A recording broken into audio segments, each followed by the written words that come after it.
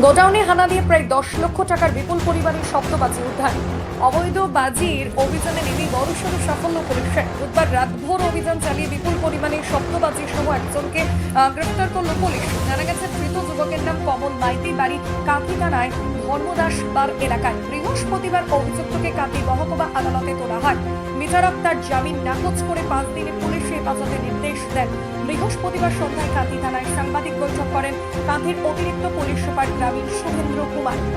এছাড়া উপস্থিত ছিলেন কাঁথি মহকুমা পুলিশ আধিকারিক দিবাকর দাস, কাঁথি থানার আইসি প্রদীপ কুমার দান ও কাঁথি টাউন অফিসার প্রণব বেরা সহ অন্যান্য পুলিশের আধিকারিকেরা।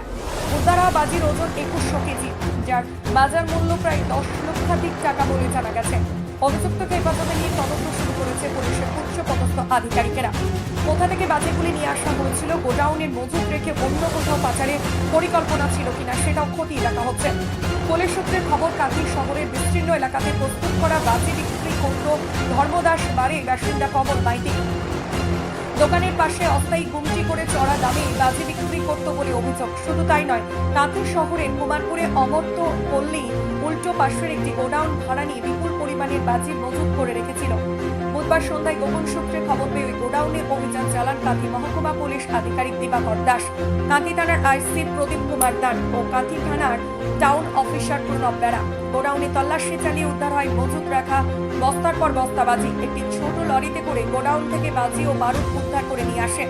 এর পাশাপাশি একজনকে গ্রেফতার করেন কাঁথির অতিরিক্ত পুলিশ সুপার শুভেন্দ্র কুমার। বলেন, গোটা ঘটনার তদন্তের জন্য অভিযুক্তকে হেফাজতে নেওয়া হয়েছে। এই ঘটনার আরো কেউ যুক্ত রয়েছে কিনা তাও খতিয়ে দেখা হচ্ছে। এখানে কোনো কারখানা ছিল না, শুধুমাত্র গোডাউন রয়েছে। गतकाल रात्रि बेलाয় कांथी थाना अंतर्गत अमरपल्लीते कांथी थाना पुलिस एवं एसओजी टीम मिलिए একটা রেড করেছিল আর একজন অবৈধ বাজি কারবারিকে অ্যারেস্ট করেছে।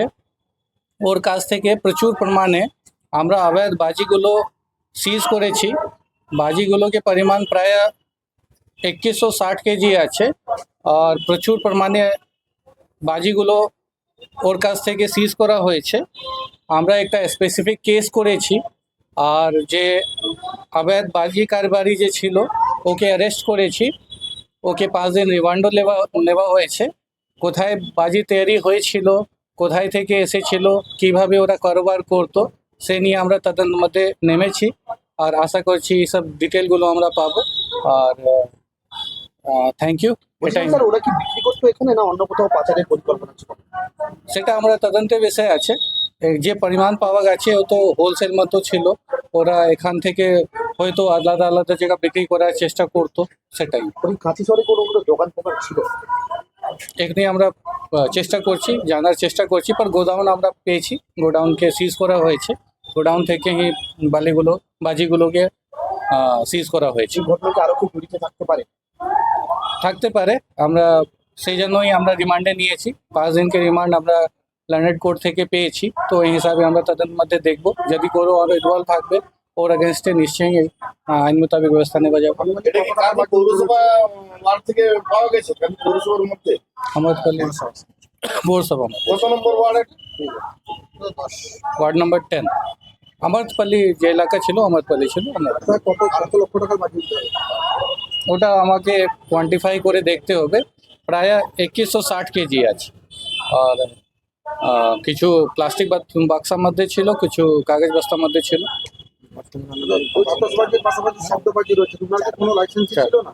কিছু লাইসেন্স ছিল না, আমরা জিজ্ঞেস করেছিলাম, আমরা ডকুমেন্ট জন্য শো করার জন্য ওকে বলেছিলাম, পর কিছু আমরা পাইনি। সেই জন্য আমরা আইন মোতাবেক ব্যবস্থা নিয়ে স্পেসিফিক কেস আরম্ভ করেছি।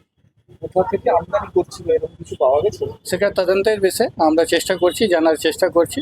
যেভাবে আমরা জানবো আপনাদেরকে জানিয়ে দেবো। কালী পূজা ফেস্টিভ্যাল, দুর্গা পূজা ফেস্টিভ্যাল গেছে, এটা কি 1 জানুয়ারি বা 31 ডিসেম্বরে? হয়তো হতে পারে, বাট আমরা তদন্তের মধ্যে দেখছি কিভাবে কি আছে। খাদিকুল একটা ছিল এই চিত্রাতে, একটা কারখানা ছিল, সম্প্রতি সেটা বিস্ফোরণ হয়েছিল। এখন কি এই জেলাতে কোনো কিছু আন্দাজ পাওয়া যাচ্ছে? না, যে ওখানে তো কারখানা ছিল, এখানে আমরা গোডাউন পেয়েছি। গোডাউনের মধ্যে স্টোরেজ করা রাখা ছিল, তো কোথায় তৈরি হয়েছিল সে তদন্তের বিষয়ে তো যদি আমরা কিছু পাবো ওই হিসাবে আমরা আপনাদেরকে জানিয়ে দেবো। বেশ কিছু কোম্পানির নাম লেখা আছে দেখছি, কিন্তু আমরা বাজিগুলোতে এগুলো কি সেই সব কোম্পানিগুলো কি রাজ্যের মধ্যে বা অন্য কোথাও কিছু তৈরি হচ্ছে? সেটা আমাদেরকে দেখতে হবে কি জালি কোম্পানিকে নাম দিয়ে তৈরি করেছে না কোম্পানি থেকে এনেছে, এসব সব তদন্তের বিষয় আছে, সেই হিসাবে আমরা তদন্ত করবো। লাস্ট প্রশ্ন একটা স্যার, এই যে শব্দবাজিগুলো যে উদ্ধার হয়েছে এগুলো কি মারাত্মক, মানে কোনো কিছু প্রাণহানির ব্যাপার হতে পারে? সেটা তো ফরেন্সিক ডিপার্টমেন্টকে আমরা দিয়ে দেখবো একবার কি রকম কি আছে। সব অবৈধ বেআইনি বাজিগুলো আছে, গ্রিন ক্র্যাকের মধ্যে কোনো পড়ে নেই, সব বেআইনি আছে, কোনো ডকুমেন্ট নেই, কিছু নেই, কিভাবে কি আছে সব আমরা তদন্ত বিষয় আছে, সেভাবে আমরা দেখছি।